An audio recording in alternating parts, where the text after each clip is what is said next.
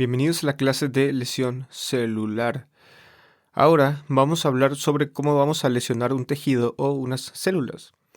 Recuerda que en la clase pasada vimos que cuando hay un estrés sobre un tejido, las células van a querer adaptarse. Sin embargo, a veces ese estrés va a ser impuesto de una manera muy rápida o bien si es un estrés muy grande, vamos a causar o va a ocurrir una lesión. Ahora, si ese estrés que está causando una lesión lo removemos a tiempo de las células, ese estrés esa lesión es reversible. Si el estrés persiste lo suficiente, esa lesión se vuelve irreversible. Ahora, ¿cuáles son los factores que influyen sobre si es reversible o es irreversible y si ocurre o no la lesión? Van a ser el tipo de estrés, la severidad del estrés, el tipo de célula afectada, es decir, si una célula va a ser capaz de sostener ese estrés o si esa célula rápidamente sufre daños por ese estrés. Vamos a ir tocando ejemplos más adelante para que te quede claro, pero el tipo de estrés, la severidad del estrés y el tipo de célula afectada van a jugar un papel en el hecho de si una célula es lesionada o no.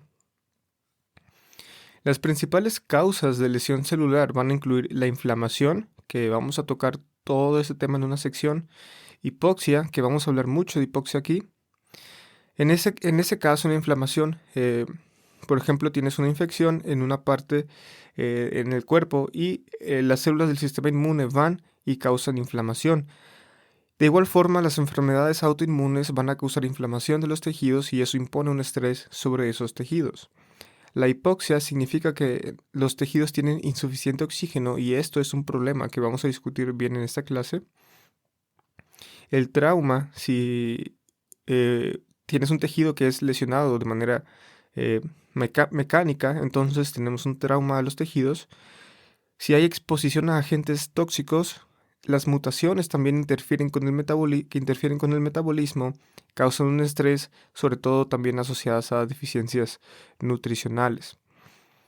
En tu libro van a hablar mucho de esto, pero bueno, son temas que vimos en bioquímica. Antes de continuar, quiero que sepas estos conceptos. No vamos a hablar los detalles aquí porque vamos a ver esto en clases distintas. Sin embargo, justo en ese momento vimos que si un estrés sobre un tejido no puede ser sostenido por las células, vamos a causar un estrés si la célula no es capaz de adaptarse a ese estrés. Entonces causamos una lesión y dijimos que si la lesión la quitamos a tiempo, es una lesión reversible y el tejido regresa a la normalidad. Sin embargo, si esa lesión la mantenemos por un tiempo persistente, por un tiempo suficiente, vamos a causar una lesión irreversible. Cuando la lesión es irreversible, significa que la célula se va a morir y a ese proceso le llamamos muerte celular. Y la muerte celular hay dos formas de que el tejido se muera o de que las células se mueran, vía necrosis o vía apoptosis. Hay una clase, en la siguiente clase vamos a hablar de necrosis y en la clase posterior a eso vamos a hablar de apoptosis. Necrosis es un proceso inflamatorio, mientras que en apoptosis no hay inflamación. En la necrosis la inflamación llega y daña aún más porque causa más estrés y ocurre en una región de un órgano, por ejemplo, mientras que apoptosis es un proceso controlado que va a involucrar a una célula o a un par de células o algunas células, pero no involucra a un órgano entero, como la necrosis, por ejemplo.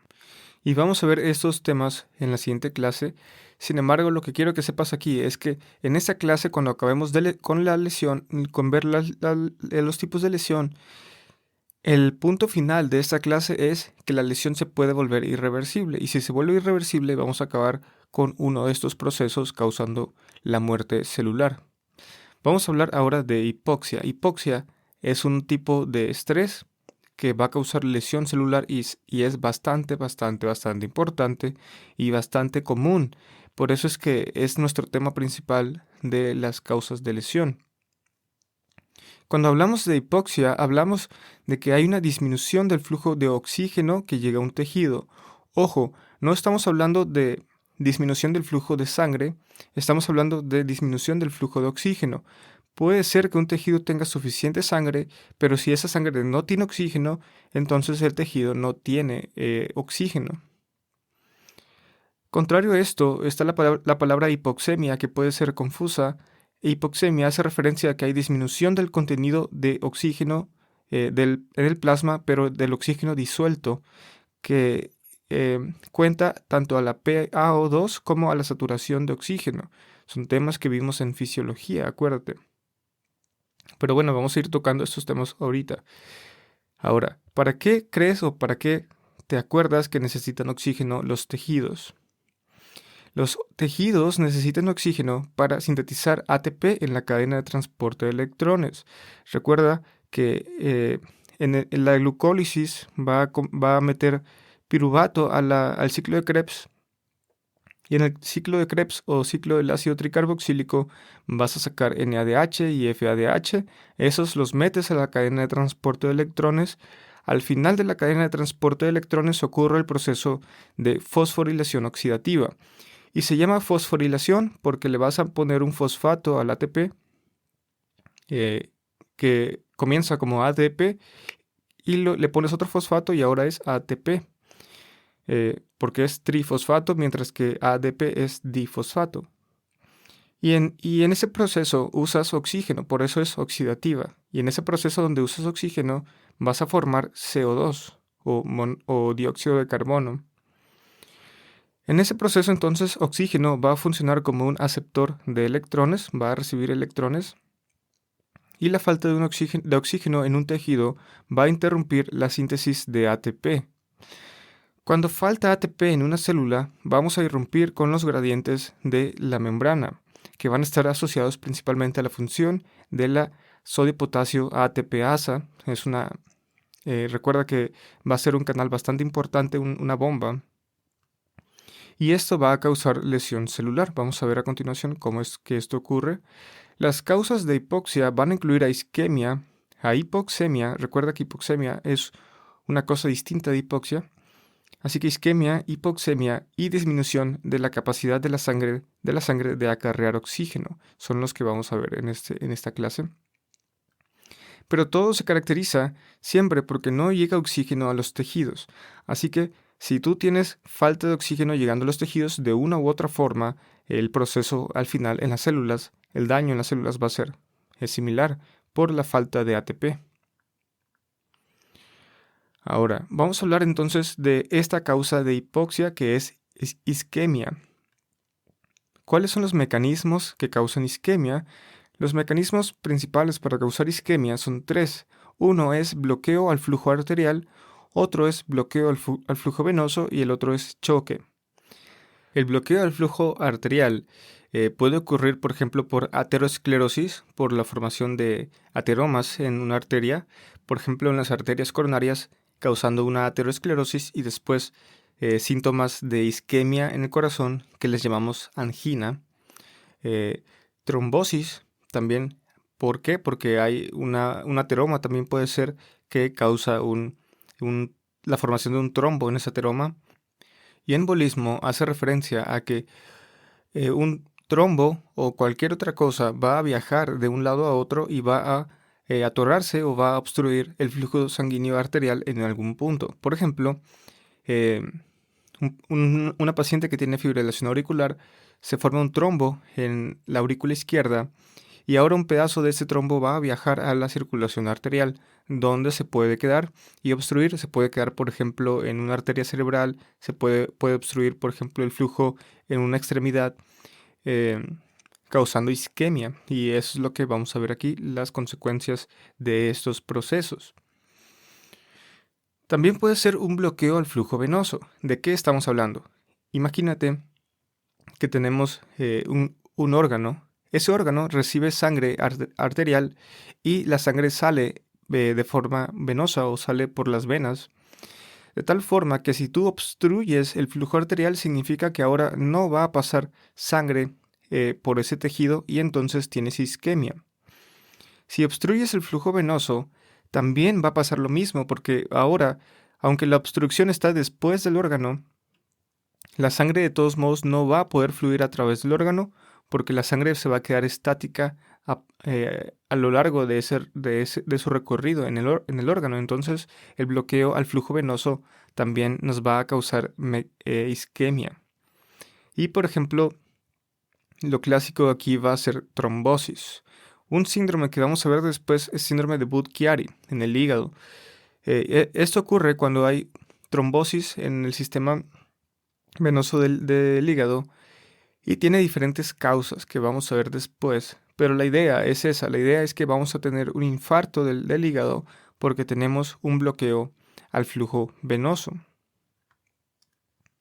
Y choque también es un mecanismo de isquemia. En este caso, choque por diferentes causas. Por ejemplo, puede ser un choque porque el corazón no está bombeando como debería. Puede ser un choque séptico que se caracteriza, recuerda, por vasodilatación. También el anafiláctico se caracteriza por vasodilatación. Mientras que el hipovolémico y el cardiogénico va a haber vasoconstricción para tratar de compensar. En cualquiera de estos casos va a ocurrir disminución de la presión arterial y en fisiología vimos que el determinante de la perfusión de sangre a los tejidos es la presión arterial. Si tenemos disminución de la presión arterial, tenemos disminución de la perfusión a los tejidos y si llega menos sangre a los tejidos, llega menos oxígeno. Si llega menos oxígeno, entonces estamos diciendo que tenemos isquemia en los tejidos, así que también choque nos va a causar isquemia. Así que isquemia va a tener disminución del flujo de sangre a través de un órgano. Vamos a tener disminución del flujo de sangre a través de un órgano. Puede ser un bloqueo arterial, puede ser un bloqueo venoso o puede ser choque.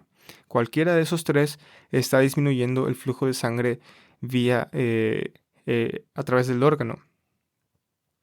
Nuestro siguiente concepto es hipoxemia. Es un tema que vimos muy bien en fisiología. No vamos a discutir aquí todo lo que vimos en fisiología y lo que ya te acuerdas de fisiología, me imagino, pero vamos a mencionar un par de puntos para recordar lo que vimos en fisiología. Recuerda que hay ciertas cosas que son determinantes de la ventilación alveolar. Recuerda que la presión parcial de oxígeno en los alvéolos, que es A mayúscula, se va a poner en equilibrio con la presión parcial arterial de oxígeno. Así que queremos saber o queremos ver qué nos determina esa presión parcial alveolar de oxígeno. Y tenemos varias cosas. Tenemos la fracción de oxígeno en el aire inspirado, tenemos la presión atmosférica, la presión de vapor, que esta no es importante para nosotros en patología, y tenemos la PaCO2 y esa constante de los gases. Ahora, de aquí podemos decir varias cosas. Por ejemplo, si tenemos un paciente que viaja a una montaña y se va en un avión y llega muy rápido, vamos a disminuir la presión atmosférica. Si la presión atmosférica disminuye la PaO2, de tal forma que va a entrar menos oxígeno a la sangre. Y si hay menos oxígeno en la sangre, va a llegar menos oxígeno a los tejidos. Ahora aquí abajo tenemos otra fórmula. Estamos viendo aquí que la PaCO2 influye también en la PaO2. Y en la PaCO2 va a influir que el metabolismo, es decir, la producción de CO2 y la ventilación alveolar. De tal forma que ahora la ventilación alveolar está determinada, según esta fórmula, por el volumen tidal menos el espacio muerto por la frecuencia respiratoria. Ahora imagínate que tienes una paciente que se intoxicó con algún medicamento. Digamos que es una paciente que abusa de drogas y se intoxicó con heroína. Heroína es un depresor del sistema nervioso central. Y en estos pacientes con intoxicación por esos fármacos, ¿vamos a tener qué? Vamos a tener disminución del volumen tidal y de la frecuencia respiratoria. Si disminuimos estos, vamos a disminuir la ventilación alveolar. Significa que hay menos aire llegando a los alvéolos. ¿Qué crees que va a pasar? Si llega menos aire a los alvéolos, fíjate en esta fórmula, tenemos disminución de este. Significa que ahora vamos a tener aumento de la PaCO2. Si aumentamos la PaCO2, vamos a restarle más a esta fórmula, de tal forma que la paciente con disminución de la ventilación alveolar termina con una presión parcial alveolar de oxígeno disminuida. y tenemos menos oxígeno entonces llegando a la sangre. Hipoxemia recuerda que hacemos referencia al hecho de que tenemos una disminución del oxígeno disuelto en plasma, disuelto, no oxígeno total, porque tenemos oxígeno disuelto en el plasma y tenemos oxígeno también que está unido a hemoglobina. No estamos hablando del oxígeno unido a hemoglobina, estamos hablando del oxígeno disuelto en plasma. De tal forma que ese oxígeno disuelto en plasma nos va a decir que hay disminución de la PaO2, menos de 60 milímetros de mercurio, por definición, pero puede ser realmente si tienes un paciente con 64 o 65, eso ya es hipoxemia. Esto también se acompaña de disminución en la saturación de oxígeno, con una saturación de menos del 90%. La PaO2 entonces recuerda que va a estar determinada por la PA mayúscula O2. Por ejemplo, ¿qué pasa con un paciente con tromboembolismo pulmonar? Si tenemos un paciente con tromboembolismo pulmonar masivo, no puede meter sangre a los pulmones. En ese caso vamos a tener a unos pulmones ventilados que no están recibiendo sangre. Si tenemos a unos pulmones ventilados que no reciben sangre, a eso le llamamos, ¿qué tipo de problema? Es un aumento del espacio muerto. ¿Ok? Si tenemos aumento del espacio muerto, tenemos disminución de la ventilación alveolar y otra vez la conclusión es que hay disminución del oxígeno que llega a los alveolos. Si tienes otra vez el ejemplo del paciente que se intoxica con heroína, tiene depresión del sistema nervioso central y termina con disminución de la PaO2. Por ejemplo, aparte de los problemas asociados a estas fórmulas, también puede haber problemas con la difusión en la barrera alveolar. Estamos suponiendo que esta PaO2 se equilibra con la PaO2 minúscula de la sangre, pero eso no siempre ocurre si tenemos un problema con la difusión del oxígeno en la barrera alveolar y capilar. Así que la hipoxemia entonces es otra causa de falta de oxígeno llegando a los tejidos, es decir, de hipoxia. El siguiente problema es la disminución en la capacidad de acarrear oxígeno por la sangre. En este caso, vamos a hacer referencia casi en su totalidad a una disminución en la hemoglobina disponible para acarrear oxígeno. Recuerda que la hemoglobina en los eritrocitos va a unirse o va a unir 4 moléculas de O2, de tal forma que si tenemos un problema con esa hemoglobina, ahora vamos a llevar menos oxígeno a través de la sangre. Y el ejemplo más básico va a ser anemia. Anemia es un problema donde tenemos disminución en la hemoglobina en el plasma, que significa que hay menos eritrocitos en el plasma, y eso nos disminuye la capacidad de acarrear oxígeno. Es obvio, tenemos menos trabajadores que llevan oxígeno por minuto en la sangre, y si tenemos menos de esos, tenemos anemia, tenemos falta de oxígeno en la sangre. Esa es una disminución del acarreamiento que causa hipoxia. Obviamente, anemia, a menos que sea muy severa y muy súbita, va a causar problemas graves. Pero si tenemos una paciente que sufre una anemia que se establece en un mes, pues realmente no causa ningún problema porque el tejido no sufre realmente de esa hipoxia. Sin embargo, si la anemia es muy súbita, por ejemplo, un paciente que tiene una hemorragia, tenemos no solamente anemia, también tenemos la hipovolemia y eso nos causa disminución de la perfusión o del flujo de oxígeno en los tejidos. Cuando tenemos un paciente con anemia, la PaO2 va a estar normal y la saturación de O2 va a estar normal.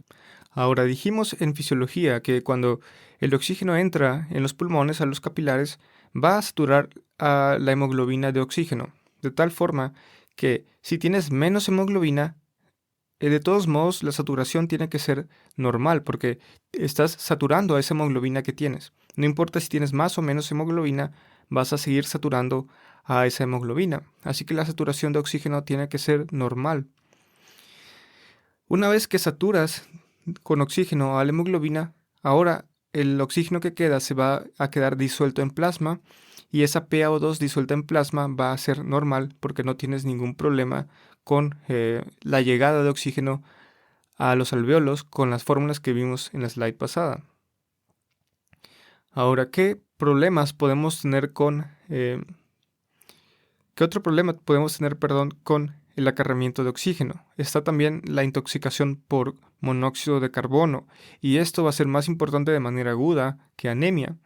En un paciente con intoxicación por monóxido de carbono, que va a ser clásicamente un paciente o una paciente que cocina en casa o que está en un lugar que hace mucho frío y en la noche dejaron leña prendida para calentarse y el humo se queda en la casa y las personas que están ahí se intoxican por ese monóxido de carbono. El monóxido de carbono tiene mayor afinidad para unirse a la hemoglobina que el oxígeno, así que compite con oxígeno pero tiene mayor afinidad. Además, el CO2 entra mucho más rápido a los capilares que el oxígeno, tiene una capacidad de difundirse más rápidamente. El resultado es que la hemoglobina va a estar unida por monóxido de carbono y el oxígeno va a estar desplazado. No tenemos entonces suficiente oxígeno uniéndose a la hemoglobina. Sin embargo, como ese oxígeno no se está uniendo a la hemoglobina, la saturación de O2 va a estar disminuida. Vamos a estar saturando a la hemoglobina con monóxido de carbono, pero no con oxígeno. Pero la PaO2 va a estar normal. ¿Por qué? Porque la PaO2 depende del oxígeno disuelto en plasma. Si la ventilación alveolar en este paciente está normal, el oxígeno disuelto en plasma va a ser normal, a pesar de que tenga disminución en su capacidad de acarrear oxígeno. El otro ejemplo es methemoglobinemia.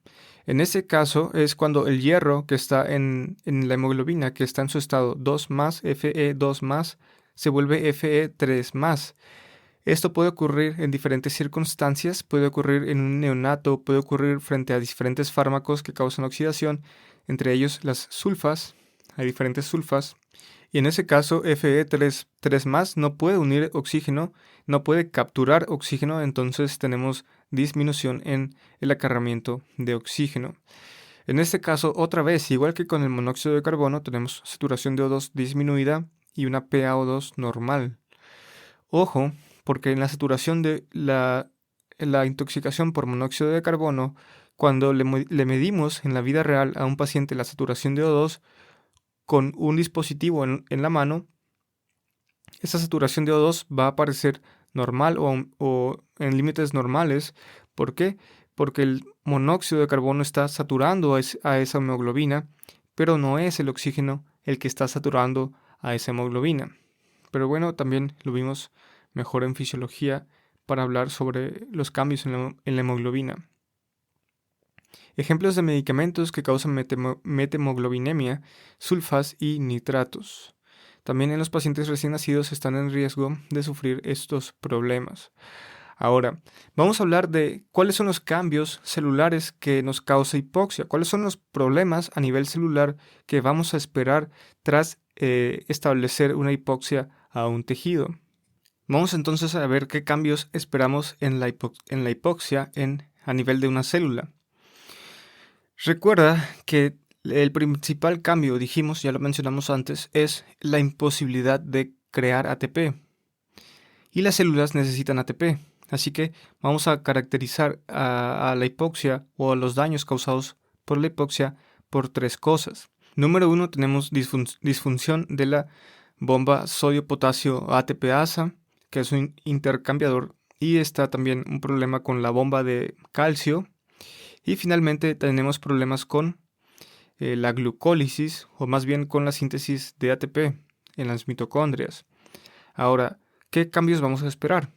Dijimos que el problema es porque hay disminución de ATP y en la membrana plasmática tenemos entonces esa bomba que es una sodio-potasio ATPasa.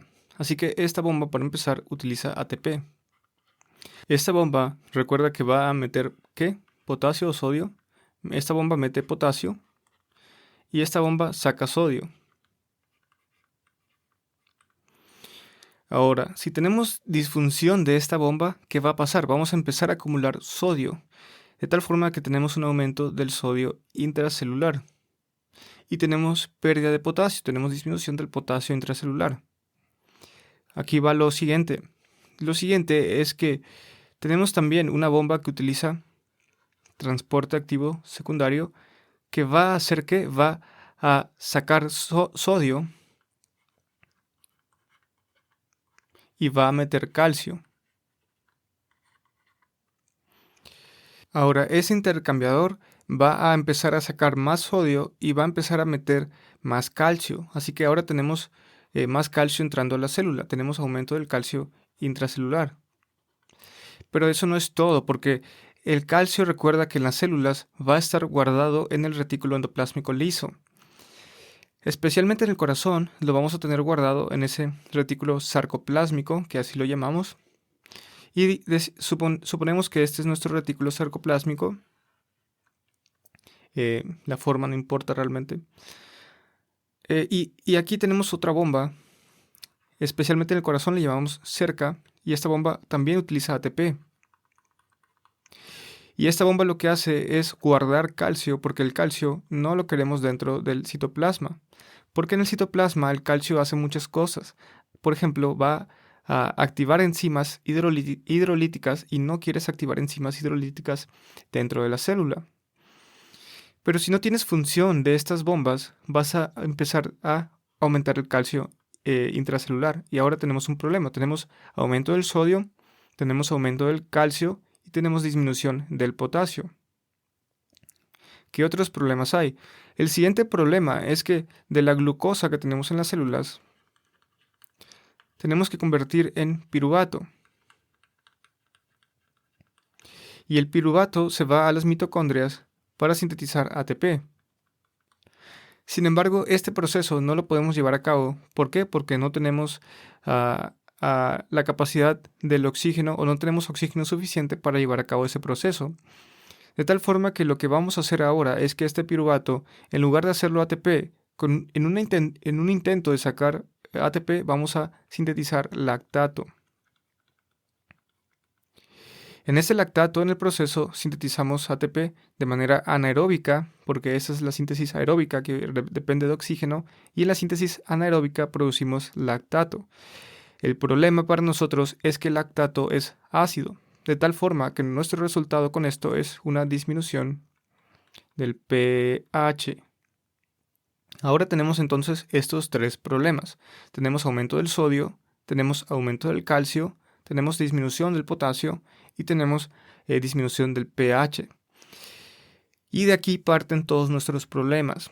El siguiente problema que vamos a encontrar es que este sodio va a empezar a jalar agua, porque recuerda que el sodio es el principal osmótico de estos electrolitos, de tal forma que ahora tenemos aumento de la entrada de agua. ¿Qué pasa con nuestra célula? La célula se empieza a hinchar, y entonces el siguiente proceso es que la célula se va a empezar a hinchar por la entrada de agua. Ahora, el siguiente paso aquí a considerar es que las células, recuerda que tienen un gradiente eléctrico en su membrana y ese gradiente es dependiente de qué tipo de célula es.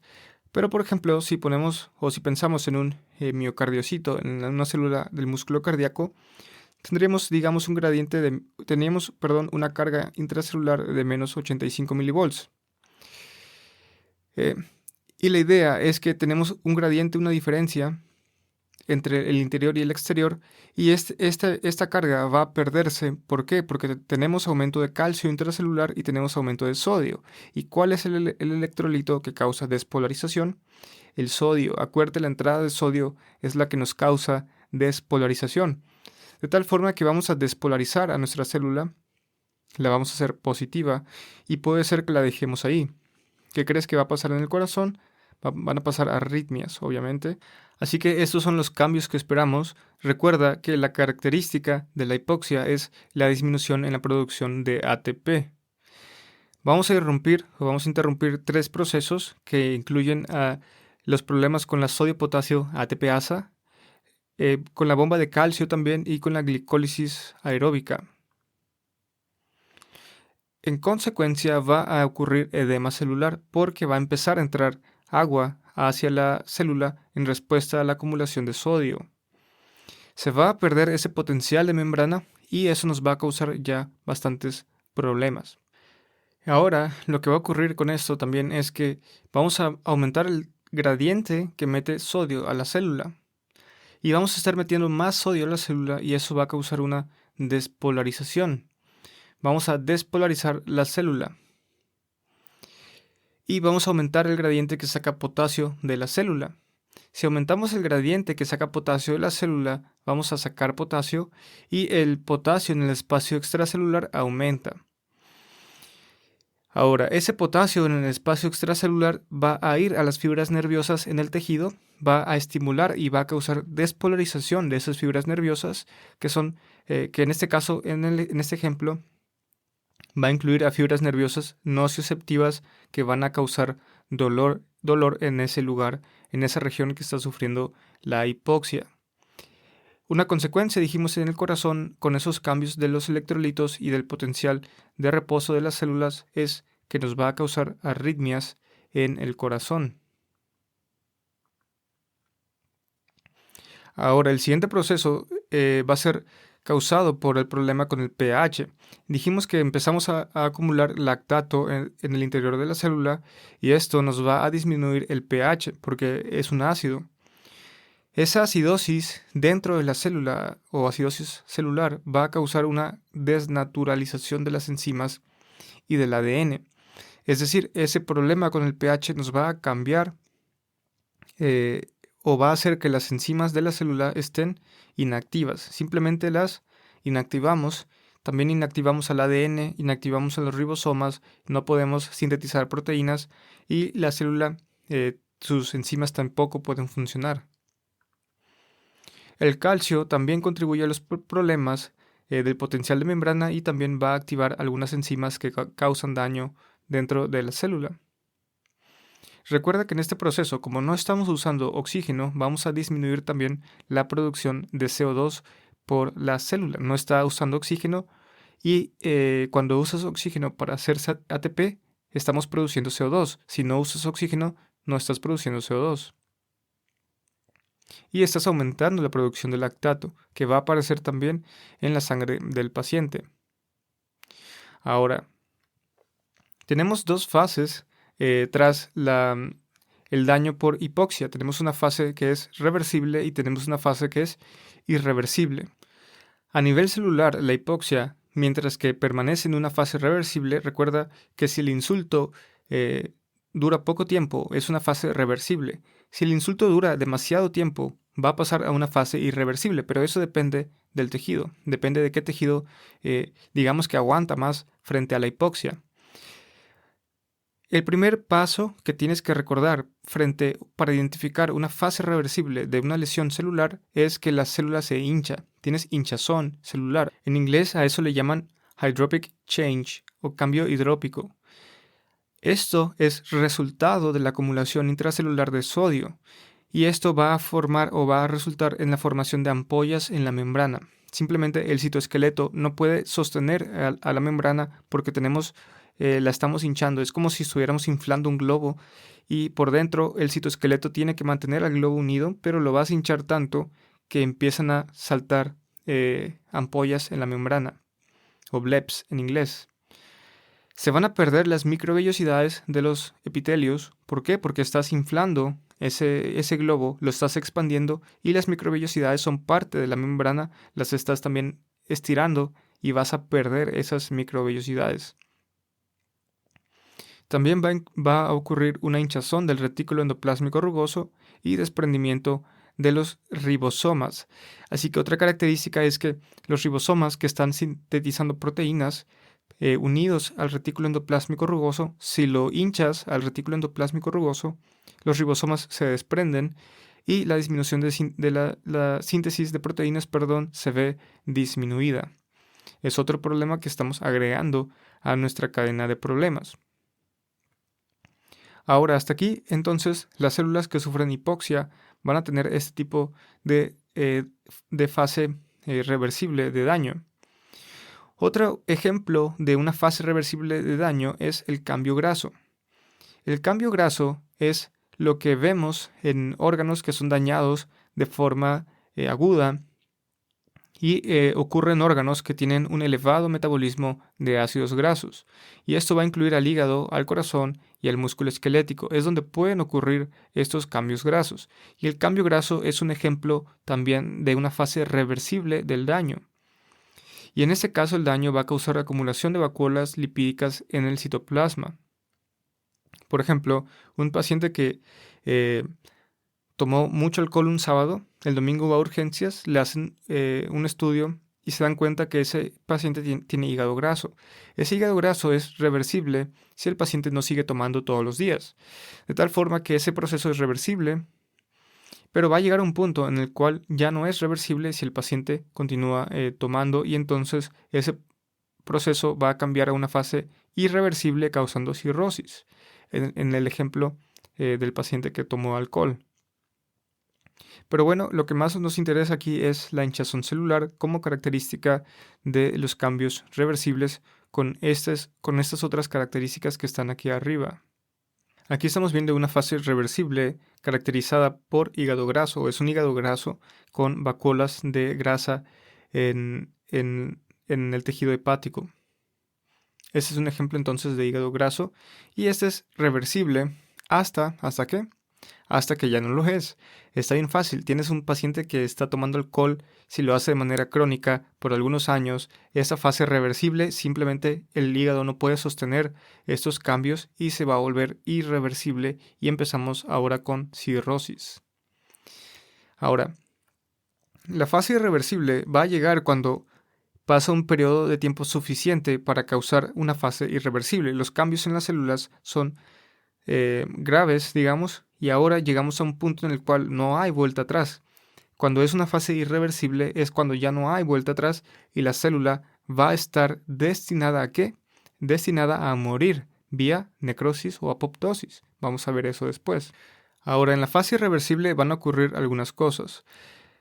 La fase irreversible se va a caracterizar por daño a las membranas. Tenemos ahora no solamente hinchazón de la célula, tenemos daño a las membranas. Estamos rompiendo membranas, piénsalo así. Eso, cuando rompes las membranas, es una fase ya irreversible.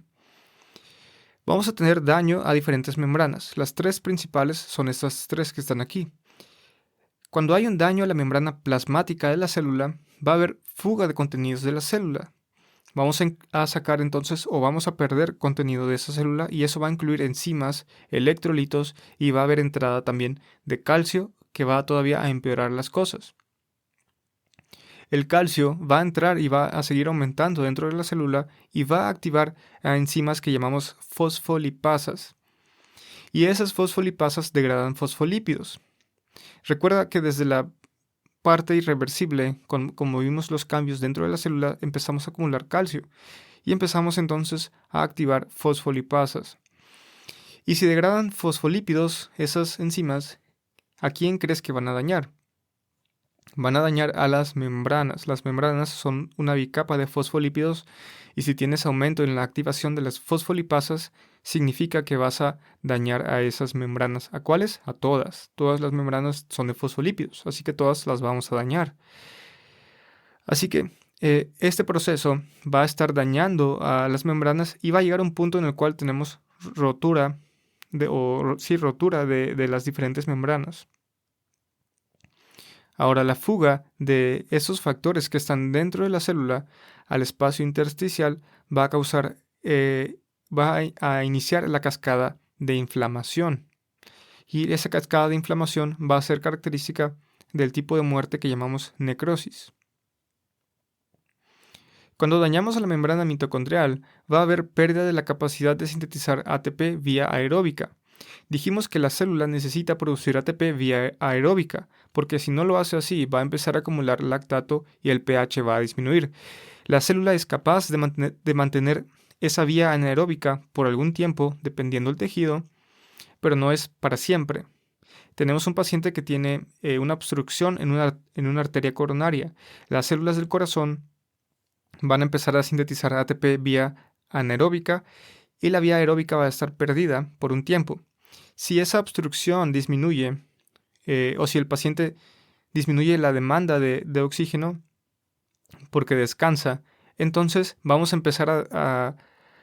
a formar ATP otra vez vía aeróbica porque va a llegar suficiente oxígeno.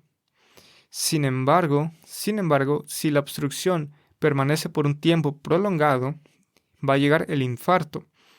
¿Por qué? Porque en ese punto, cuando el calcio está dañando las membranas, va a dañar también a la membrana mitocondrial. Si dañas a la membrana mitocondrial y la rompes, dentro de esa membrana mitocondrial, sobre todo la interna, tenemos la vía de la cadena de transporte de electrones y la fosforilación oxidativa. Si pierdes la capacidad de la fosforilación oxidativa y de la cadena de transporte de electrones, ya no hay vuelta atrás, la célula ya no puede sintetizar ATP vía aeróbica, aunque le metamos oxígeno nuevo. Así que una vez que rompemos las mitocondrias en la célula, ya no hay vuelta atrás. El otro problema es que va a haber fuga de citocromo C, y el citocromo C que está en la membrana, que está en la mitocondria, se va a fugar y va a activar la apoptosis, que vamos a ver en una clase posterior. Así que muchas veces estos daños por isquemia van a ser caracterizados por necrosis y hasta cierto punto va a estar acompañado por un poco de activación de la apoptosis. Pero el problema mayor va a ser la necrosis. Ahora, en los lisosomas también vamos a romper esas membranas de los lisosomas. Cuando rompemos las membranas de los lisosomas vamos a causar la fuga de enzimas líticas que están dentro de esos lisosomas que degradan muchas cosas, proteínas, ácidos grasos, degradan también azúcares o glucosa o cosas relacionadas a los carbohidratos. Y esas enzimas líticas van a estar ahora en el citoplasma y van a ser activadas todavía por el calcio. Así que tenemos ese calcio otra vez causándonos activación de enzimas líticas. Y esas enzimas van a empezar a degradar también componentes del citoplasma y tenemos ahora otra forma de estar continuando o perpetuando ese daño. Así que si te das cuenta en esta fase, ya no hay vuelta atrás, la célula está destinada a morir. Ahora dijimos que durante el daño a la membrana plasmática vamos a perder enzimas de la célula y esto está señalado por alguna razón y la razón es porque este proceso lo vamos a usar de manera clínica. La pérdida de las enzimas es una característica entonces de un daño irreversible. Cuando las enzimas salen de la célula y aparecen en el plasma de un paciente, eso es señal de un daño irreversible. La aparición de enzimas en el plasma de un paciente es entonces una señal que usamos para encontrar un daño irreversible por hipoxia. Imagínate, llega un paciente a urgencias con síntomas de infarto agudo del miocardio. ¿Qué vamos a medir? Vamos a medir, por ejemplo, creatinina quinasa. Y creatinina quinasa es una enzima que está en el músculo, no solamente en el músculo cardíaco, también en el músculo esquelético. Así que si le medimos a un paciente en el plasma creatinina quinasa y nos damos cuenta que esa creatinina quinasa está elevada, ¿significa qué? Significa que tenemos células que tienen un daño en la membrana plasmática y sabemos que es un infarto porque esas células sufrieron un daño irreversible. Así que aquí está la importancia de entender bien estos temas. Cuando veamos infarto agudo del miocardio, vamos a hablar de creatinina quinasa apareciendo como un método de diagnóstico. Troponina también aparece como contenido de la célula que aparece en el plasma y también lo medimos en el infarto agudo del miocardio. Por ejemplo, en problemas con el hígado, causando inflamación del hígado o causando cualquier daño en el hígado, vamos a ver que siempre AST o estas enzimas hepáticas van a aparecer siempre aumentadas en el plasma frente a un daño hepático y esto es porque tenemos células hepatocitos que están sufriendo daño irreversible. En pancreatitis aguda, el daño al páncreas va a causar aumento de las lipasas en el plasma. Así que estos son ejemplos de cómo es que esas enzimas las vamos a medir en el plasma para ver si tenemos células que sufrieron daño irreversible en sus membranas y tienen ya ese daño irreversible que las destina o que las lleva a sufrir la muerte. Así que una vez que la lesión se hace irreversible, una vez que llegamos a este proceso, una vez que la célula tiene daño a su membrana, la célula está destinada a sufrir muerte. Así que ya no hay vuelta atrás. Y así concluimos esta clase de lesión celular. Es una clase bastante extensa y esta clase nos conecta con la siguiente, que es la clase de necrosis.